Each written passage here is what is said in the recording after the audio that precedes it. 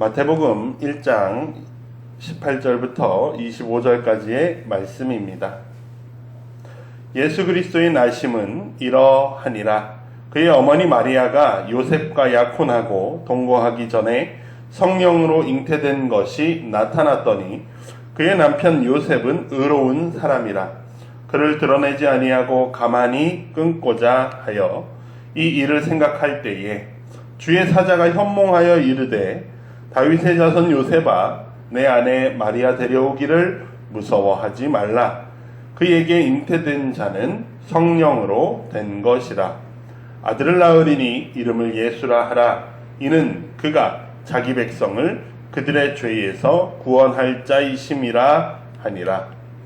이 모든 일이 된 것은 주께서 선지자로 하신 말씀을 이루려 하심이니 이르시되 보라 처녀가 잉태하여 아들을 낳을 것이요 그의 이름을 임마누엘이라 하리라 하셨으니 이를 번역한즉 하나님이 우리와 함께 계시다 함이라. 요셉이 잠에서 깨어 일어나 주의 사자의 분부대로 행하여 그의 아내를 데려왔으나 아들을 낳기까지 동침하지 아니하더니 낳음에 이름을 예수라 하니라. 이 모든 말씀은 하나님의 말씀입니다. 하나님 감사합니다. 아멘. 감사합니다. 자리에 앉아 주십시오. 네. 아멘. 할렐루야. 아멘. 감사합니다. 오늘도 함께 모여 예배하는 여러분 모두를 주님의 이름으로 축복합니다. 네. 오늘도 내일도 주님과 함께하는 여러분이 되기를 바라고요. 주님으로 인해 기뻐하는 여러분 되기를 주의 이름으로 축복합니다. 아멘. 지난주 저희는 대림절 세 번째 주일을 보내면서 기쁨에 대한 이야기를 나누었습니다. 세례 요한이 감옥에서 자신이 기다리던 기쁨이 찾아오지 않음을 알고 혼란스러워했죠. 그가 원했던 기쁨은 무엇입니까? 악인들이 심판받고 의인들이 해방되는 기쁨을 원했습니다. 그런데 예수님은 다른 기쁨을 보여주셨죠. 병자들이 고쳐지고 가난한 자에게 복음이 전해지는 회복의 기쁨을 보여주셨습니다. 우리에게는 무엇을 보느냐에 따라 우리의 기쁨이 결정됩니다. 그렇기 때문에 어떤 일들 가운데에서도 우리가 하나님의 일하심을 바라볼 때 우리는 진정한 기쁨을 누리게 된다라고 말씀을 나눴습니다. 하나님을 신뢰하면서 우리가 실족하지 않는 기쁨을 누릴 수 있게 되기를 또한 한 주간 누려오셨기를 주님의 이름으로 축복합니다. 아멘. 지난 세 주간 저희는 대림절을 보냈고 오늘은 이제 네 번째 주일입니다. 첫째 주일의 첫 주에는 소망, 둘째 주에는 평화, 셋째 주에는 기쁨을 묵상하고 오늘은 마지막 주일로 제목에 보시면 아시겠지만 사랑에 관한 주제로 묵상을 합니다. 오늘 시편의 기자는 오늘 우리가 읽었던 시편의 기자는 하나님께 주님의 얼굴을 우리에게 비춰주십시오. 그러면 우리가 구원함을 얻게 될 것입니다. 라고 말합니다. 구약 성경 안에서 하나님의 얼굴이라는 표현은 복과 같은 의미였습니다. 민수기에서 아론이 그 이스라엘 백성들을 축복할 때 그분이 너희에게 얼굴을 비추시며 이렇게 표현하거든요. 그러니까 하나님께서 그 백성들에게 얼굴을 맞대어 보신다라는 것은 그 백성들에게 하나님이 우리와 함께 하신다라는 복을 누리는 그 체험이었습니다. 그래서 오늘 시편의 기자가 이 80편에서 3번이나 이야기합니다. 하나님 주님의 얼굴을 우리에게 비춰주셔서 우리에게 구원을 얻게 하소서라고 3번이나 기도해요. 근데 이것이 단순한 어떤 우리에게 복을 내려주세요 라는 느낌이 아니라 하나님을 만나고 싶습니다. 어떤 하나님과의 친밀한 사랑의 관계를 회복시켜 주시옵소서라고 하는 간절한 사랑에 대한 갈망입니다. 그리고 오늘 우리는 오늘 마태복음 본문 안에서 하나님께서 이 백성들에게 자신이 사랑하는 백성들에게 그 영혼들에게 하나님의 얼굴을 비추시는데 아이의 얼굴로 비추신다라는 사실을 보게 하십니다. 멀리 계시던 분이 가까이 찾아오시고 초월하신 분이 한계 안으로 들어오셨습니다. 거룩하신 분이 우리 가운데 거하시고 오늘 우리는 이 사랑의 이야기를 보고자 합니다. 그래서 이 사랑의 이야기 안에서 요셉과 마리아가 보여줬던 사랑의 이야기, 또한 무엇보다 하나님의 사랑을 발견하고 묵상할 수 있기를 주님의 이름으로 축복합니다. 오늘 본문은 이렇게 시작합니다. 18절에서 예수 그리스도의 나심은 이러하다. 그러니까 예수님이 이렇게 태어나셨다. 그 앞에 마태복음은 족보를 쭉 이야기하잖아요. 족보를 이야기하고 난 이후에 예수님은 이렇게 태어나셨어 하면서 그의 어머니 마리아가 요셉과 약혼하고 동거하기 전에 성령으로 잉태된 것이 나타났더니 라고 되어 있습니다. 이 마지막에 나타났다라는 말 안에는 많은 긴장감이 있습니다. 어떤 긴장감인가요? 정혼자, 결혼하지 않은 여인이 배가 불러왔다라는 거예요. 이 사실 안에서 마리아가 자기에게 아이가 생겼다라고 요셉에게 먼저 말을 했을 수도 있고요. 아니면 마리아가 배부르는 모습을 사람들이 주변에서 보고 요셉에게 전달했을 수도 있습니다. 또 요셉이 마리아를 만났을 때 제가 왜 저렇게 배가 부르지 하면서도 알아차렸을 수도 있을 것 같아요. 어찌되었든 어떻게든지 요셉이 나타났다라는 말 안에는 요셉이 알게 되었다라는 말이 들어있습니다. 1세기 유대 사회에서 이 결혼하지 않은 여성에게 배가 불러온다는 것은 간음을 의미합니다. 결국에는. 네. 결혼 외에 여인이 아이를 가졌다. 이것은 율법 안에서 명확하게 말하고 있는 바로 돌로 치는 죄였어요. 그래서 마리아의 상황은 돌을 맞아야 하는 사형이 내려지는 상황입니다. 이 위험한 상황에 대해서 마리아가 먼저 경험하죠. 누가복음에서 천사가 마리아에게 찾아와서 말합니다. 기뻐해라 라고 말하면서 너에게 아이가 생길 건데 그 아이는 성령으로 인하여 생길 거다 라고 말을 해줘요. 근데 기뻐하라 라고 말하는데 사실 지금 방금 이야기한 것처럼 기뻐할 만한 일은 아닙니다. 굉장히 위험천만하고 자신의 모든 것을 걸어야 하는 일이에요. 남자를 알지 못하던 이 소녀에게 아이가 생길 거라고 말하는 것, 얼마나 놀라운 소식이고 얼마나 부담스러운 소식입니까? 그런데 마리아는 어떻게 답변합니까? 마리아가 이르되 주의 여정이오니 말씀대로 나에게 이루어지길 원합니다 라고 말하는 거예요. 그러니까 천사가 말씀을 마치고 떠나갔다라고 이야기합니다. 마리아는 자신의 상황에서 처녀인 자신이 아이를 가지게 되었을 때 가족들, 부모님들이나 또 정혼한 요셉의 가문이나 누구 모두에게 부담이 될 것을 알았을 겁니다. 그리고 또한 사람들이 자신을 어떻게 볼까에 대한 반응도 분명히 고민하고 걱정했을 거예요.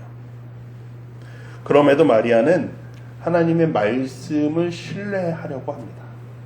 그렇기 때문에 나의 몸 안에서 그 일이 이루어지기를 원합니다라고 고백하는 겁니다. 결과가 어떻게 될지 모르지만 목숨을 걸고 그 말씀이 이루어질 것이라고 말하는 것이 마리아의 사랑이었습니다. 하나님의 말씀을 향한 그 신뢰의 사랑, 문자 그대로 몸으로 하나님의 일을, 하나님의 역사를 받아들이기로 선택한 사랑이었습니다. 예수님의 어머니가 이러했는데, 그렇다면 중요한 건 예수님의 아버지는 어떠했는가? 오늘 본문에서 나옵니다. 19절에서 그의 남편 요셉, 마리아의 남편 요셉은 의로운 사람이라고 말합니다. 여기서 의롭다라는 표현은 율법에 대한 준수를 잘 했다라는 표현이에요. 그러니까 요셉은 율법을 잘 알고 있는 사람입니다. 그렇다면 이 여인에게 그 죄의 결과, 결혼하지 않은 여인이 아이가 생겼다라는 그것을 알았을 때 요셉은 이 여인에게 죄를 물을 권한이 있습니다. 왜냐하면 자신은 정혼자이기 때문이에요. 그리고 한편으로는 이 여인에게 죄가 있다라는 걸 모든 사람들에게 알려야 할 의무도 있습니다. 그것이 율법상의 의무이기도 해요. 죄인들을 돌로 치라는 것이 하나님의 말씀이었으니까요. 그런데 요셉은 의로운 사람인데, 율법을 잘 지키는 사람인데, 율법의 조문에 묶여 있는 사람이 아니라 하나님의 뜻을 알던 사람이라는 사실이에요. 그렇기 때문에 의로운 사람이라서 마리아가 죽음에 처하는 것이 아니라 조용히 끊고자 했다라는 표현이에요. 율법을 알지만 사람을 살리는 방향으로 가는 그 율법을 준수하려고 하던 사람이라는 거죠. 단순히 규칙을 지키는 것이 의로움이 아니라 사람을 살리는, 마리아를 보호하는 의로움이었습니다. 요셉이 이렇게 생각하고 있을 때 천사가 나타나서 요셉에게 말하는 거예요. 끊고자 하니까 천사가 나타나서 말합니다. 아이를 데려오라는 거예요. 이 여인을 데려와라. 그리고 이 여인에게 생긴 아이는 하나님이 하신 일이야. 성령으로 일어난 일이다 라고 말합니다. 요셉의 선택은 무엇입니까? 24절에서 잠에서 일어나자마자 분부대로 그의 아내를 데려왔다라고 말합니다. 근데 보시면 요셉은 마리아와 결혼 상태는 아닙니다. 결혼의 과정에 있는 정혼 상태예요. 약속한 약혼의 상태거든요. 그러면 아직 아내라고 말할 수는 없습니다. 그런데 오늘 성경은 그의 아내를 데려왔다라고 표현하고 있어요. 이 말은 요셉이 마리아를 자신의 아내로 두기로 결정했다라는 거예요. 요셉의 이 마리아를 그리고 그 아이를 보호하겠다라는, 끝까지 책임지겠다라고 하는 그 결단이 보이는 이야기가 그의 아내라는 표현입니다. 이것이 요셉의 사랑입니다. 요셉은요, 성경에서 자신의 말이 드러나는 것이 없습니다. 가만히 보시면 요셉은 한마디도 말하는 게 없고요. 마리아는 천사와 대화를 하기도 하고 찬양을 하기도 하고 이러는데요. 요셉은 한마디도 말하는 장면이 등장하지 않아요. 요셉의 사랑은 이렇게 말이 없는 사랑입니다. 그는 말은 하지 않지만 행동합니다. 마리아를 데려옵니다. 아이에게 이름을 지어줍니다.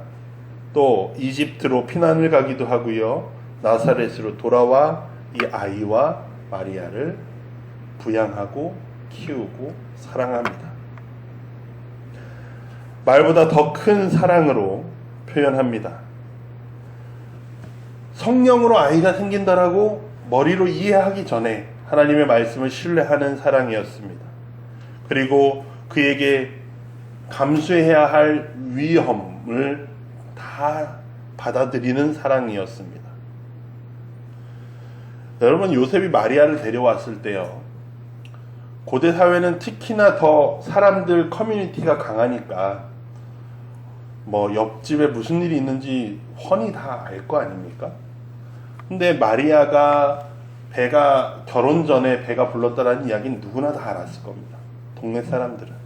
그렇다라면 그 말은 그 남편 될 요셉과 마리아의 아버지에게는 수치였어요. 제가 예전에도 한번 말씀드렸지만 고대 사회 안에서 명예는 아주 중요한 것인데 요셉은 자신의 명예를 잃을 것조차 상관없이 마리아를 받아들였다라는 사실이에요. 요셉은 하나님의 말씀에 순종하는 그 사랑을 보여줍니다. 사랑하는 성도 여러분, 요셉과 마리아를 보십시오. 두 사람 모두 하나님의 말씀을 먼저 신뢰합니다. 마리아는 천사의 말씀을 듣고 하나님의 말씀대로 이루어지기 원합니다 라고 하고요. 요셉도 천사의 말씀, 하나님의 말씀을 듣고 마리아를 데려왔어요. 각자 하나님의 말씀을 신뢰했던 두 사람이 부부로 섰다라는 사실입니다. 두 사람 모두 위험을 감수하고 두 사람 모두 세상의 눈을 견뎌야 했습니다. 두 사람이 그러나 함께 섰다라는 거예요. 중요한 것은 함께 섰습니다. 요셉은 마리아를 보호하고 마리아는 요셉과 함께 걸어가기로 선택합니다. 이것이 단순한 부부의 서로 간의 사랑일 뿐만 아니라 하나님이 그 부부를 통해서 하나님의 구원의 역사를 이루기 위한 그 구원의 사역에 대한 동참이기도 합니다. 하나님의 사랑, 하나님의 말씀을 신뢰하며 그 일에 함께 참여하는 사랑을 두 사람이, 부부가 보여주는 것이죠. 메시아는 이렇게 세상에 왔습니다. 하나님은 그렇게 그들을 통해서 말없이, 그러나 조용하지만 용감하고 확실하게 이 땅에 오셨다라는 사실입니다. 마리아와 요셉의 사랑은 이런 사랑이었는데, 중요한 것은 오늘 본문에서 하나님의 사랑이 더 크다라는 사실입니다. 요셉과 마리아의 사랑 뒤에는 하나님의 사랑이 있었습니다. 22절부터 23절에 보시면 이 모든 일이 된 것은 주께서 선지자로 하신 말씀을 이루시려고 하는 건데, 보라 처녀가 잉태하여 아들을 낳을 것이다. 그의 이름은 임마누엘이라 하라 라고 말씀하셨는데, 이것을 번역하면 임마누엘이라는 뜻은 하나님이 우리와 함께 계시다 합니다 라고 표현합니다. 마태는요, 이사야의 말씀을 인용합니다. 이사야 오늘 우리가 읽었던 7장에서 나타난 말씀이거든요. 처녀가 잉태하여 아들을 낳을 것이다 라는 이 이야기의 배경은 기원전 735년쯤에 남유다의 아하스라는 왕이 다스릴 때입니다. 아하스라는 왕이 다스릴 때 그 당시 지역의 제국은 아수르예요. 아수르라는 왕국이 이 애굽으로 향하는 길을 모두 정복하려고 합니다. 길을 닦아놓으려고 하는 거예요. 애굽을 정복하기 위해서요. 이 애굽을 정복하는 그 길가에는 여러 나라들이 있었는데, 시리아, 그러니까 아람, 성경에서는 아람이라고 말하는 나라, 그리고 북이스라엘, 남유다, 에돔, 암몬 이런 나라들이 다 있는 거예요. 아수르한테 대항하기 위해서 작은 나라들이 동맹을 맺습니다. 그 중심축이 아람과 북이스라엘이었어요. 근데 남유다한테 이야기합니다. 아하스 왕한테 우리 같이 동맹 맺자라고 해요. 근데 남유다가 거절해요. 아하스가 거절합니다. 그랬더니 북이스라엘과 아람이 쳐들어옵니다. 전쟁을. 우리 뒤가 불안하니까 이 뒤에를 깨끗하게 해놔야지 하고 남유다를 이렇게 우리 말 들어 하면서 전쟁을 일으켜요. 이 격정의 상황 가운데 이사야가 있는 거예요. 아하스 왕이 두려움에 빠집니다. 걱정합니다. 염려합니다. 그래서 하나님의 사람 이사야가 와서 그에게 말하는 거예요. 왕이시여, 하나님께서 당신에게 징조를 구하라고 하십니다. 무슨 말이에요? 너가 무엇을 구하면 내가 그걸 보여줄게. 즉, 내가 너와 함께 하겠다라는 것을 보여주시겠다라는 거예요. 근데 아하스가 뭐라 그러냐면, 징조를 구하라고요? 아니요, 괜찮아요. 저는 하나님 시험하지 않을래요? 라고 대답합니다. 근데 이게 은혜롭고 거룩한 대답이 아니라 필요 없습니다라는 대답이에요. 나는 하나님 필요 없습니다라는 대답입니다. 매우 왕으로서 불성실한 대답이죠. 하나님 앞에. 그런데 그 다음에 있는 말씀이 이 말씀입니다. 보라 처녀가 잉태하여 아들을 낳을 것이다. 그의 이름을 임마누엘이라 하리라 라고 말씀하시거든요. 이 말씀은 즉 하나님을 믿지 않고 거절하고 배신하는 그에게 하나님께서 징표를 주시더라라는 사실이에요. 하나님이 그가 떠난다고 해서 그의 하나님의 뜻을 받아들이지 않는다고 해서 하나님이 그를 포기하거나 버리지 아니하시고 그를 끝까지 붙잡으시고 신실하게 포기하지 않으시더라는 거예요. 그 이야기가 23절에 오늘 마태복음 안에서 다시 한번 등장하는 겁니다. 하나님의 사랑은 이렇게 포기하지 않으시는 사랑이다라는 것이 배경에 있습니다. 그리고 오늘 이 임마누엘이라는 표현 자체는 하나님이 우리와 함께 하신다라는 말씀. 이것은 아주 혁명적인 표현입니다. 왜냐하면 초월자가 이 인간의 세계 안으로 들어온다라는 표현이에요. 그런데 그 초월 어떤 신화에도 신이 인간의 모습을 하고 왔을 때 인간과 같이 인간처럼 하지 인간이 되었다라고 표현하지 않아요. 그런데 하나님께서 인간이 되셨다. 심지어 성인 남성으로 오는 것도 아니고 노인으로 찾아오는 것도 아니고 어린 아이의 모습으로 이 하나님이 찾아오신다라는 사실입니다.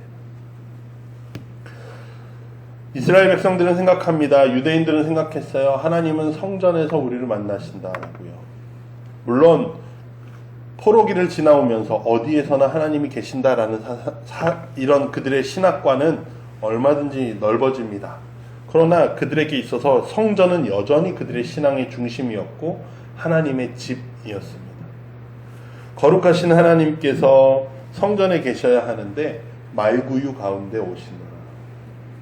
거룩한 하나님께서 죄인과 함께 하시겠다라는 거예요. 영원한 하나님이 시간 속으로 들어오신다라는 사실입니다.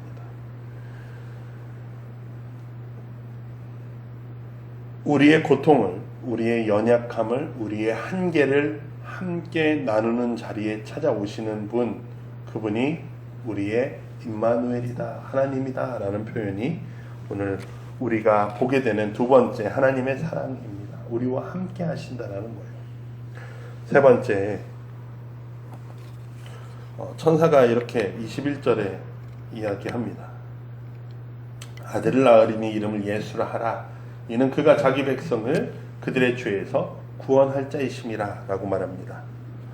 예수라는 이름은 구약 성경에서는 여호수아 혹은 호세아라고 표현되는 이름입니다.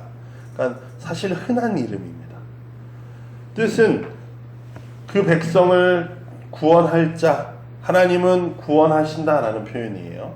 그래서 오늘 21절에서는 예수라는 그 이름은 자기 백성을 그들의 죄에서 구원하실 분이시다라는, 하나님이 어떠한 사랑, 그 백성들을 죄 가운데에서 구원하시는 사랑을 보이신다라는 표현이기도 합니다.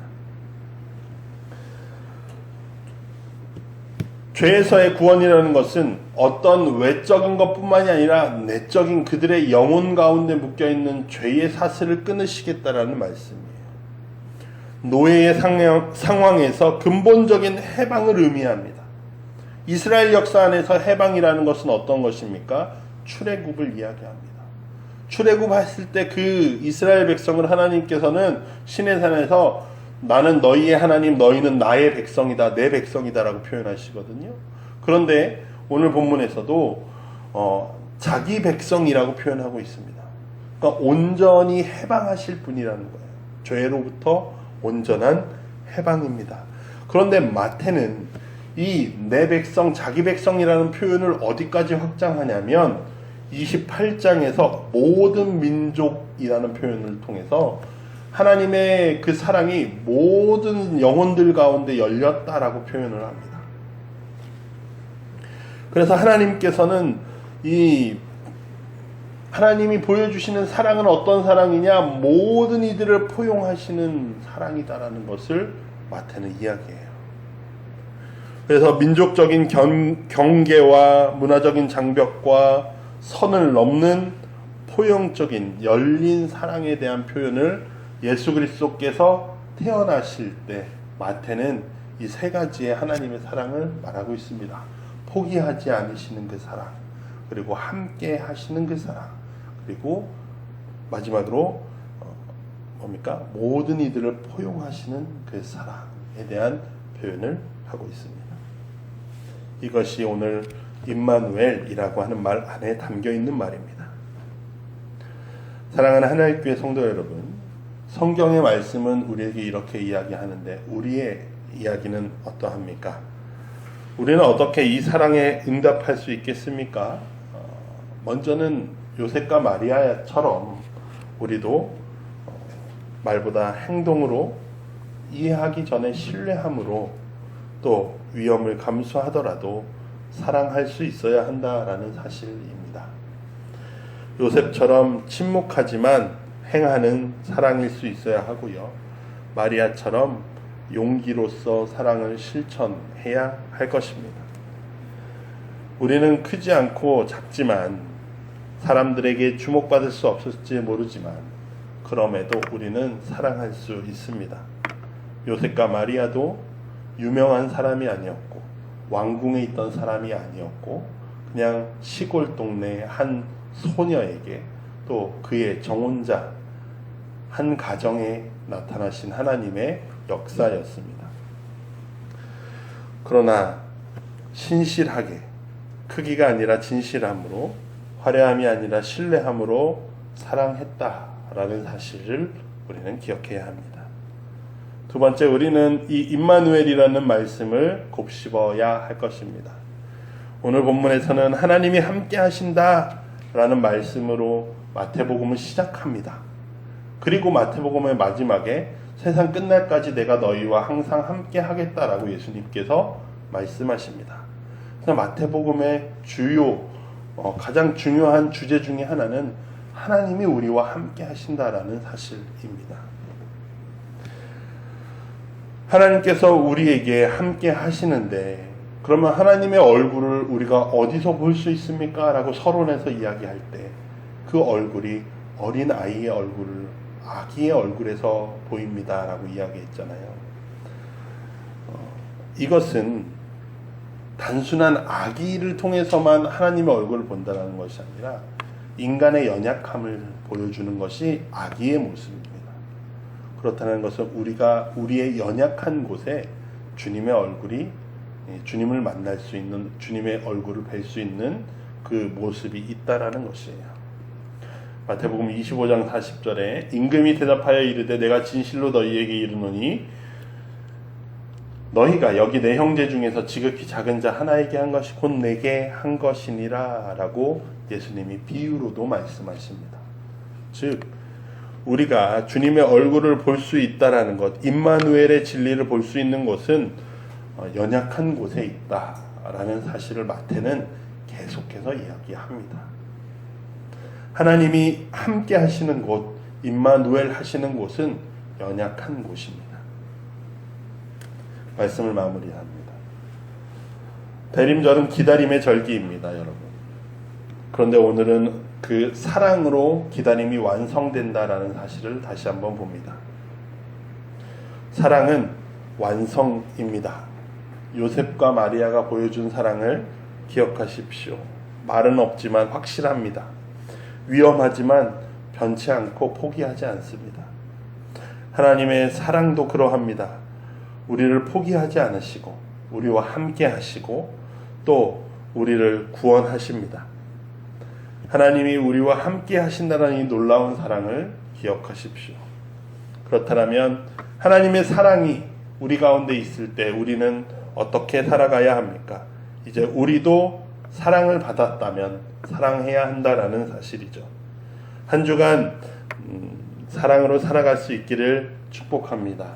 말로만이 아니라 행동으로 이해 이전에 신뢰함으로 또 크기가 아니라 진실함으로 작아도 보잘것없어도 마리아와 요셉처럼 또 하나님이 우리에게 보여주신 그 사랑처럼 확실하게 사랑할 수 있기를 바랍니다. 성탄이 다가옵니다. 사랑으로 아기 예수님을 맞이할 준비를 하십시오. 예수 그리스도께서 말구유 가운데 오셨다라고 표현합니다. 우리 가운데 주님이 오셨다라고도 표현합니다. 그렇다면 우리는 말구유이기도 한 겁니다.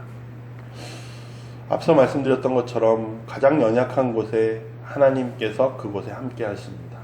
그 말은 즉 우리가 그 작은 말구유라는 사실은 주님이 우리 가운데 거하시고 또 우리 가운데 사랑이 이루어져 가는 것들의 예수 그리스도를 맞이하는 방법이다라는 길이기도 합니다. 우리가 베들레헴이고 사랑의 빛을 우리 가운데 비추고 있다라는 사실을 기억하시길 바랍니다. 그래서 우리 함께 빛 가운데 거하는, 그래서 빛 가운데 행하는 한 주간이 되기를 주님의 이름으로 축복합니다. 말없이 그러나 행함으로 함께 하시는 주님의 그 사랑이, 임마누엘의 사랑이 한 주간 우리 가운데 있기를 우리 성도님들 가운데 있기를 주님의 이름으로 축복합니다. 그 무엇도 우리를 그 사랑에서 끊을 수 없으니 한 주간도 말씀을 통하여 살아가는 여러분 되기를 바랍니다. 우리에게 주어진 말씀을 붙잡고 우리 함께 다짐의 기도 하겠습니다. 하나님 감사합니다. 오늘도 우리에게 말씀하여 주시니 감사합니다. 오늘 대림절 네 번째 주일 우리가 사랑에 관해서 요셉과 마리아가 보여주었던 또한 하나님께서 우리에게 보여주신 그 사랑을 기억해 봅니다. 또한 그 기억이 우리의 머리에만 있지 않고 우리의 가슴을 거쳐 우리의 손과 발로 나타나기를 원합니다. 하나님, 말씀이 우리 가운데 이루어지는, 우리 가운데 드러나는 하나님의 사랑이 되게 하여 주시옵소서. 하나님, 한 주간도 주의 말씀을 품고 살아갈 때에 우리로 사랑할 수 없게 만드는 일들이 많지만 지지 않게 하시고 주님의 뜻을, 주님의 말씀을 우리가 품었으니 주님 그 말씀이 우리 안에 열매 맺게 하여 주시옵소서. 이 땅 가운데 아름다운 하나님의 열매로 거둬지게 하여 주시옵소서. 감사드리며 예수님의 이름으로 기도드립니다. 아멘.